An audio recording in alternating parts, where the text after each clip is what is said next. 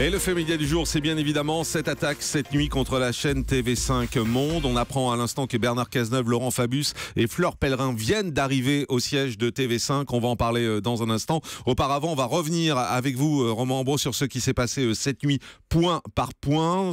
La chaîne aurait été piratée par l'État islamique. Et ce qui s'est passé, c'est vraiment du jamais vu. Oui, c'est vraiment sans précédent. Jamais une attaque d'une telle envergure n'avait touché directement une chaîne de télévision. Jusque-là, les attaques de l'État islamique impactait principalement des sites internet, des comptes Facebook ou Twitter, mais là c'est donc bien une chaîne de télévision, la chaîne de télé francophone TV5 Monde qui a été directement touchée hier soir. Un piratage qui les a empêchés d'émettre leur programme, des pirates informatiques, ce qu'on appelle les hackers sur la toile, qui revendiquent donc leur appartenance à l'État islamique et qui ont donc endommagé les systèmes de TV5. Ils sont parvenus à prendre la main sur les sites internet et les réseaux sociaux également. Alors on va revenir point par point sur les événements de la nuit. Eh bien, écran noir vers 22h hier, toutes les émissions ont été coupées et ce jusqu'aux alentours d'une heure du matin. TV5 n'était plus en mesure d'émettre et sur les réseaux sociaux, au même moment, le logo de la chaîne est remplacé par celui du cybercalifate. C'est en quelque sorte le bras armé de l'État islamique sur Internet. Il faut savoir que ces pirates du web menaçaient déjà depuis plusieurs mois de s'en prendre aux médias français depuis les attaques terroristes du mois de janvier. Des attaques qui dureront tant que la France continuera à discriminer les musulmans et tant qu'elle poursuivra ses guerres à l'étranger, avait-il fait savoir.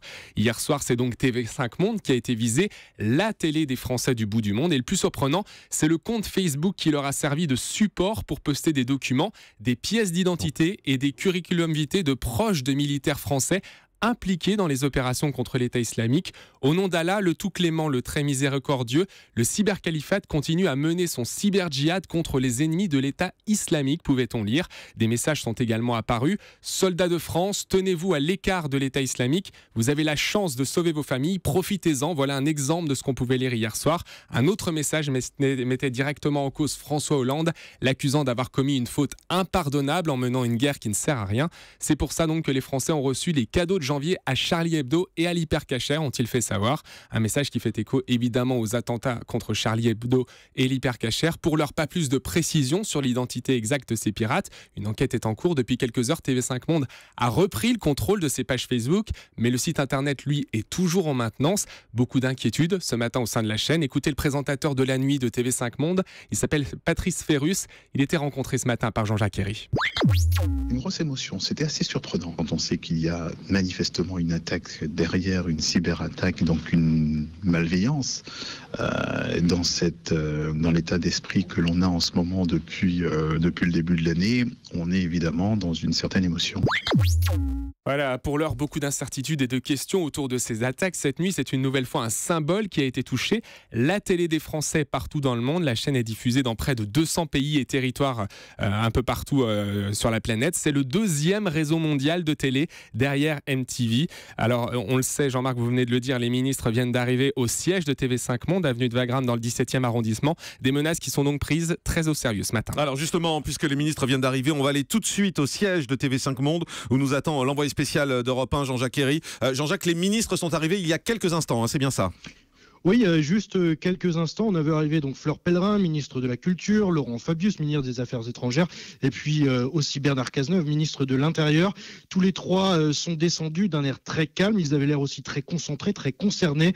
On sent effectivement que ce que disait tout à l'heure Romain Ambro, ces menaces sont prises très au sérieux. Ils se sont engouffrés très rapidement dans l'enceinte du bâtiment, sont montés très rapidement aussi discuter au 8e étage dans le bureau d'Yves Bigot, le directeur général de la chaîne.